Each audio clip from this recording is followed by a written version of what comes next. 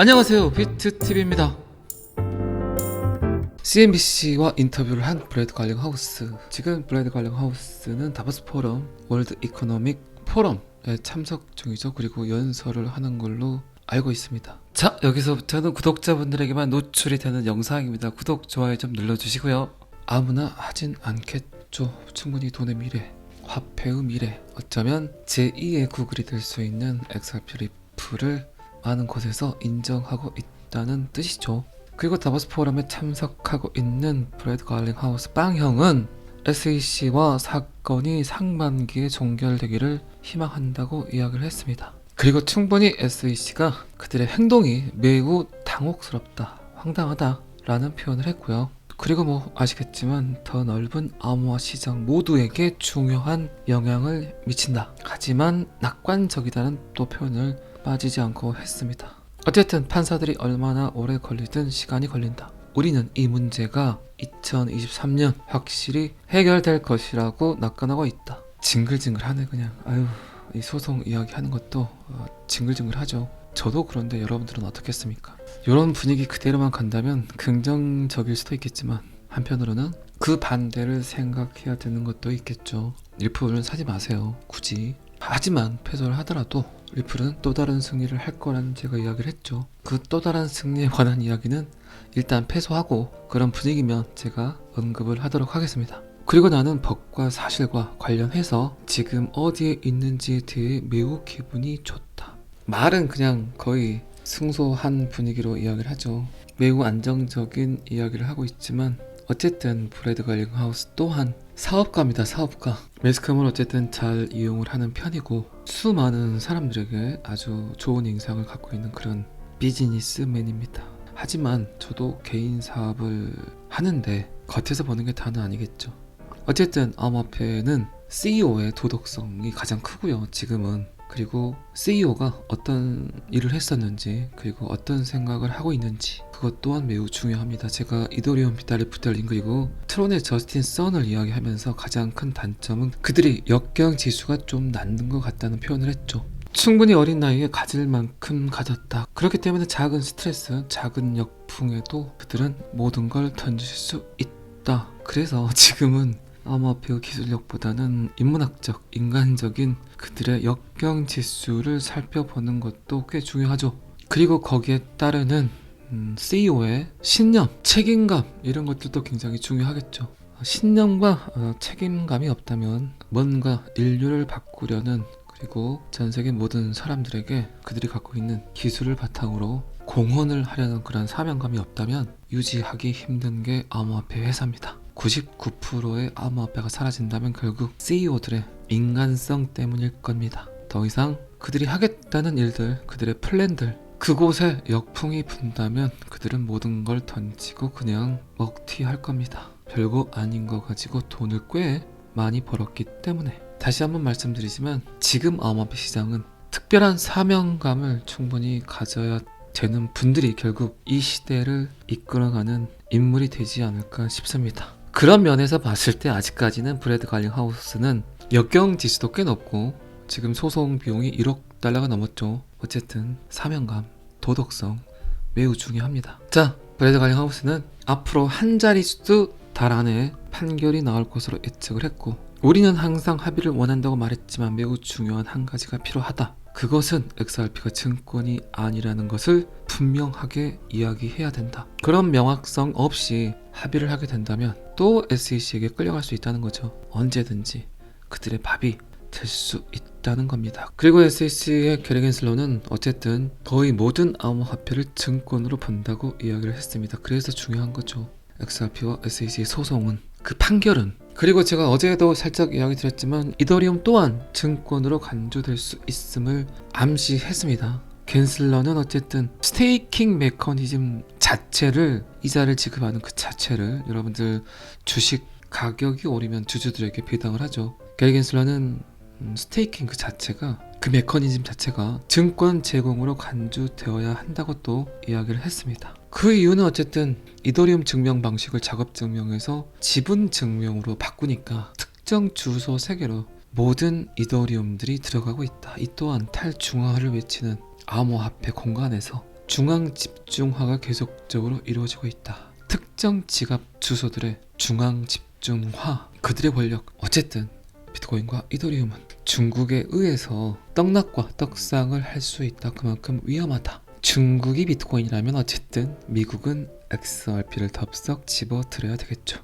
그리고 XRP를 증권이라고 판결하게 되면 토큰 관련해서 리플에게 훨씬 더 엄격한 억제를 부과할 수 있다. 그리고 리플뿐만 아니라 수많은 알트코인들이 리플과 같이 유가 증권으로 분류될 수 있다. 그리고 처음부터 사실이 우리 편이고 법이 우리 편이라는 것을 매우 분명하다고 생각을 했다. 그리고 나는 이 사건이 전개되는 것을 보았고 법정에서 서류를 보았듯이 판사가 확실히 우리의 주장을 듣고 있다고 생각한다. 참 말을 잘해요.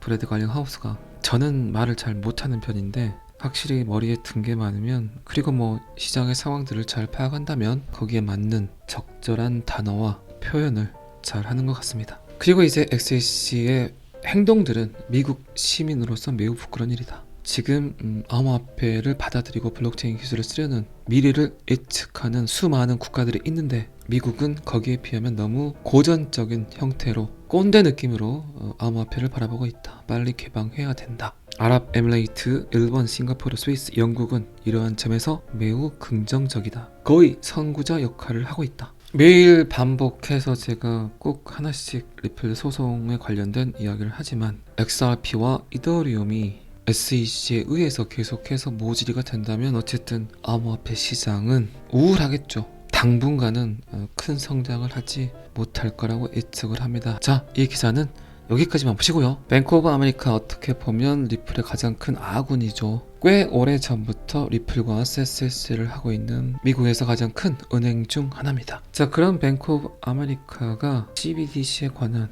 이야기를 합니다. 이 기사는 제가 저의 견해를 넣지 않고 그냥 데이터만 순수하게 읽어보도록 하겠습니다. 읽다 보면 여러분들이 느낄 수 있을 거예요. 지금까지 비트TV가 했던 말들을 그대로 써놨구나, 뱅크 오브 아메리카가 그대로 이야기하는구나를 조금은 느낄 수 있을 거라고 생각합니다. 그러니까 제가 그냥 기사를 그대로 읽는다면 그게 저의 생각이라고 봐주세요. 뱅크 오브 아메리카는 CBDC가 돈과 지불의 미래라고 이야기를 합니다. 중앙은행의 디지털 통화는 글로벌 금융 시스템의 혁명을 일으킬 잠재력이 있다고 은행 보고서에서 이야기를 했습니다. 작년 10월이었죠. 리플이 미국 디지털 달러 프로젝트에 참여를 하고 있습니다 지금. 그리고 뱅크 오브 아메리카는 리플과 파트너, 그리고 또 한 번 뱅크 오브 아메리카는 CBDC는 미래의 돈과 지불이라는 표현을 했습니다. 중앙은행 디지털 통화 및 스테이블 코인과 같은 디지털 통화는 돈과 지불의 자연스러운 진화이다. 제가 혁신과 혁명이 아니라 그랬죠. 블록체인 기술과 돈이 접목이 되게 되면 그게 돈의 미래다. 그리고 CBDC는 결국 암호화폐에서 출현을 하게 될 것이다. 제가 계속해서 미래를 이야기했습니다. 뱅크 오브 아메리카 또한 혁신과 혁명이 아닌 인류가 자연스럽게 받아들여야 될 진화의 과정이라는 표현을 합니다. 중앙은행 디지털 통화는 글로벌 금융 시스템과 화폐 역사상 가장 중요한 기술 발전이 될 것이다. 효율성을 높이고 비용을 절감한다. 스테이블 코인은 미국 달러나 금과 같은 다른 자산에 고정된 일종의 암호화폐이다. 계속해서 제가 했던 말들을 그대로 나열을 하고 있습니다. 그리고 CBDC는 위험이 없는 것은 아니다. 제가 이중지불, 더블 스pen딩 이야기 드렸죠. 사진이 복사가 돼서 퍼지는 건 상관이 없는데 돈이 그래서는 안 되겠죠. 이게 비트코인 백서에 나오는 내용입니다. 신뢰할 수 있는 제3자 없이, 은행 없이, 중재자 없이 디지털 안에서 한 사람이 다른 사람에게 돈을 보낸다는 게 그런 프로토콜이 결코 쉬운 게 아닙니다. 충분히 이중 지불이 될 수 있다는 거죠. 하지만 그 이중 지불이 되는 것만 방지할 수 있다면 인류에게 엄청난 일이 벌어질 수 있다고 이야기를 했죠, 사토시 나카모토는. 그리고 또한 뱅크 오브 아메리카는 은행 예금과의 경쟁을 유발할 수 있으며 전 세계 국가 간의 통화 주권과 불평등의 손실로 이어질 수 있다고 이야기를 했습니다. 그리고 마지막으로 뱅크 오브 아메리카는 중앙은행과 정부 그리고 민간 부분의 협력을 통해서 디지털 자산 혁신을 주도하게 될 것이라고 예측을 했습니다. 충분히 방금 제가 말씀드린 이야기만 듣더라도 여러분들에게 꽤 많은 힌트를 제공했다고 생각을 합니다. 자, 이 기사는 여기까지만 보시고요. 솔라나 재단, 리플, JBBC 기후변화에 대한 암호화 솔루션 홍보를 위해서 파트너십 체결을 했다. 암호화폐 생태계에서 생존하기 위해선 어쨌든 리플과 협력을 해야 될 걸로 제가 끊임없이 이야기를 드렸죠. 리플 사이드체인 이야기를 하면서 아발란체 그리고 이더리움까지 리플 사이드체인에 기웃거리고 있다는 거 여러분들 충분히 알고 계시죠. 어쨌든 블록체인 기술은 지금 전 세계적 위기, 기후 위기에 관한 데이터들이 접목이 돼야만 가장 합리적일 수 있겠죠. 위변조가 되지 않아야 되는 것 중에 가장 큰 게 기후 위기에 대한 데이터들이죠. 그 데이터들이 만약에 위변조가 된다면 그리고 해킹된다면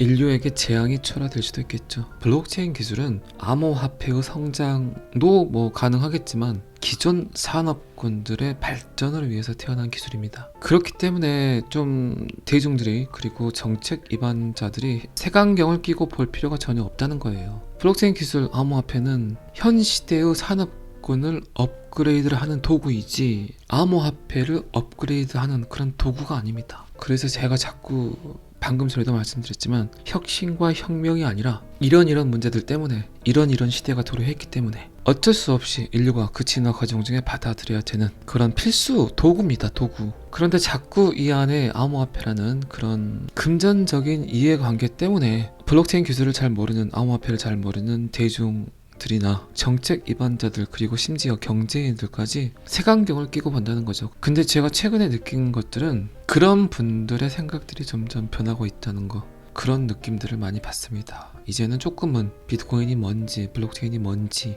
이해를 하고 방송을 하는 곳들이 많아졌다는 거죠. 어쨌든 기술의 변화보다 더 선행되어야 되는 건 인식의 변화라고 생각을 합니다. 긍정적으로 봐야만 좋아 보이죠. 스님이 싫으면 스님이 입은 가사도 싫다는 말이 있죠. 어쨌든 이 암호화폐를 잘 들여다보고 블록체인이 갖고 있는 그 기술이 어떤 건가를 잘 이해하게 된다면 여러분들은 선구자적 미래 예측을 하는 그런 투자를 하고 있다고 저는 생각을 합니다. 이제 설날 연휴가 내일부터 시작이 되죠. 오늘이 벌써 또 금요일입니다. 제 영상은 22일, 23일은 저도 쉬도록 하겠습니다. 그리고 24일 연휴의 마지막 날부터는 다시 비트TV 공장을 돌리도록 하겠습니다. 잘 아시겠지만 저는 항상 여러분들의 성공 투자를 기원합니다. 오늘은 여기까지 하겠습니다. 구독과 좋아요는 항상 저를 너무너무 힘나게 합니다. 감사합니다. 비트TV였습니다.